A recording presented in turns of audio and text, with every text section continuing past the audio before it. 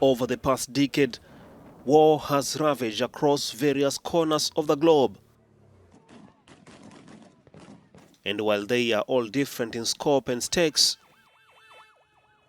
these wars have one thing in common. They all implicate children.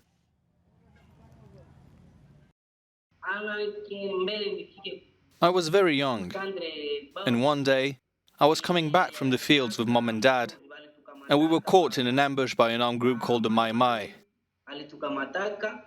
They threatened my parents, beat them, and took me away from Mom and Dad into the forest. Pablo spent 2 years in the hands of the militias in the Democratic Republic of Congo, where children are often used as human shields during conflict. The hardest moments were during combat, when we had to go fighting. But it was also very hard to find something to eat, to find a place to sleep. And there was a real problem when it came to medical care. There was no care. If you fell ill, you couldn't go to a hospital. You had to go find stuff in the forest to heal.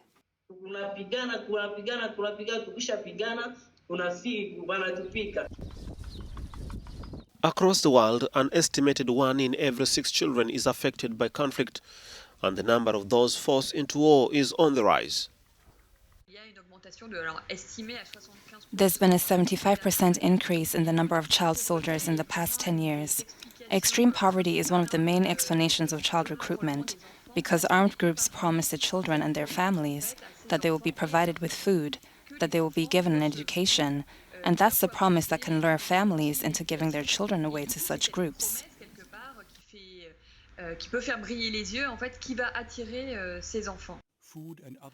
Last week, a former Ugandan LRA commander was found guilty of war crimes.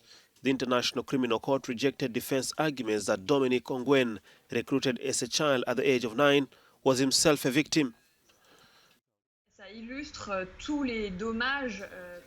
It illustrates all the harm that is done to these children. It shows how childhood is destroyed and how the child goes from being a victim to becoming the aggressor. And it highlights the importance of bringing this child soldier's practice to an end.